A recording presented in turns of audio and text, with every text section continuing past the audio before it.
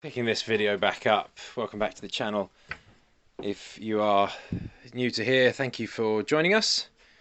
This is Office Boy Builder. I'm a very keen DIYer, probably taking things a little bit too far to be fair, but either way, in the middle of building a bathroom. And in the last video, if you haven't seen that, check it out up here. I installed this, battened around it so that we can tile down. This is some of the tile backer board that we're going to be putting over here. It will kind of run like this. It'll obviously run the whole way across. And this is the shower enclosure here, where we've got this this board coming across as well. I'm going to be taking this out and redoing that. But these are all in now, which is nice. This is all flush. You can see flush tight across here. I just need to get a little bit more batten to finish this, but otherwise it's effectively done. And you know, this is all ready to go. So because I've got such a small lip here to catch on, this is the wall that I need to do this tile backer board on first. So that'll effectively sit on here like this, which is great. And yeah, I'm going to be boarding this wall first, then I can do this wall and get rid of all of this insulation from there, which would be really nice to do. The light is fading, so I'm not gonna. I would normally set you up on a time lapse or even on just a normal recording, but because of the shadows that I'm casting, because of this window here, and we're losing light now, I'm not going to do that. I'll show you when it's done. This is where I got to yesterday, after all the light had faded, for you guys to be able to see. So that's all done. Nice, and I've used those disc rivets on the edges to help pin them in. And this next board is going to butt up here and help pinch that corner in, and I can fit a nice big screw in there, so that will work out really well. Slowly but surely getting there. What I'll obviously do is put tape across the big joints like this and down here, and then I'll put a little bit of tape over each of these washers and fill them in with that kind of waterproof paint stuff that comes with it. A cheeky Sunday afternoon's work. I'm almost finished. Got a bit more plasterboard to put on here. This all comes up nicely in here. I mean, you can see it just comes up. I've battened some bits out. There was a slight bit of deviation in the wall just with the timbers, so I've just put some little shims in places, and obviously I still need to tape everywhere. But you can see here I've got this cut out, and I've added an extra batten in at this point, so there's a bit more for this plasterboard to catch on. So that's there. This piece actually comes from inside here. It just happens to fit really nicely there and give my, hold my example. So yeah, that goes in there like that. So we're in good shape. I haven't secured this one, and I'm not going to, because I need to put the shower waste. This bit here is too high. Just down here it's just a little bit lower. It's obviously pre-formed, which doesn't work for me. So the reason I've angle jogged this batten helps catch this a little bit, but also makes a bit of space for the 40mm waste that's going to be here. And I'm going to solvent weld that in with a Bosch adapter. I'll show you that in a minute.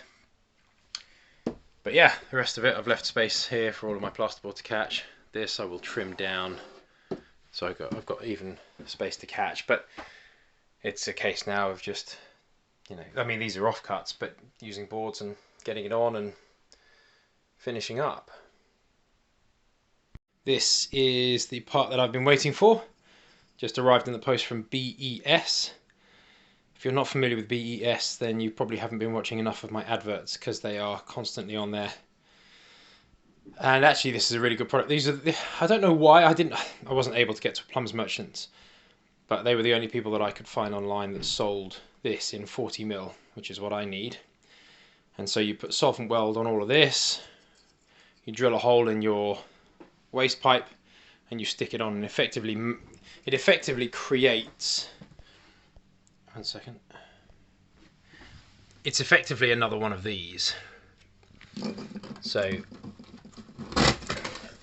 mine is going to be going in here. You drill the hole, glue it on there like that, and you're good to go. Now, you obviously want to have a decent bit of fall on this, but you can see here they can be vertical as well and still key in. So as long as I'm not down like this, coming out horizontal like that, I think is really perfect, because I am going to be having a vortex fast flow waste on this mirror flight shower tray as well. So that's going to be where this is, and I'll have to make sure I clean all of this up first before I can solvent weld it in place, and then drill the hole here, and when I push this back in front, make sure it's all nicely lined up. Note about this, although it doesn't say up or down on it, what it does say here is flow with an arrow. Now my flow is going to be going this way, which tells me that this is the top. If your flow was going this way, then you would need to have the flow pointing that way, and that would be the top, which is why it doesn't have a top or a bottom on it, because either could be, but that is that's just something else to point out about this. I have a really good set of Bosch hole saws. These are great for wood, but they also work for plastic, and very conveniently in here is a 44mm or 1.75" bit, and that fits very nicely on here, which also requires 44mm. So that's perfect.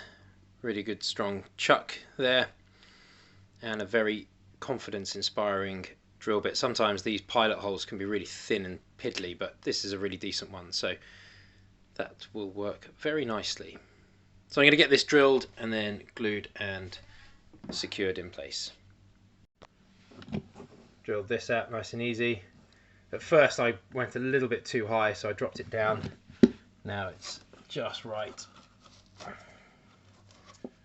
That will work well. So I need to make sure I clean this up here, and then this will stick on perfectly like that, nice and flat.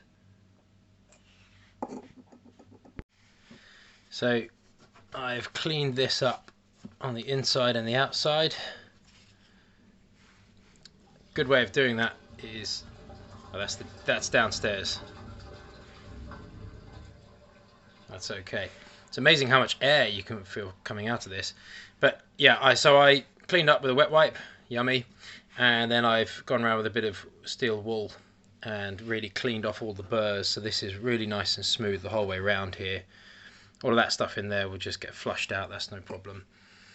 I then want to make sure this is nice and clean before I get my solvent weld and cap it on, making sure that the flow is going that way. Don't know if you can see the solvent weld just glistening there. That's setting up nicely, and yeah, got the flow in the right direction, so that's all good. That'll go off.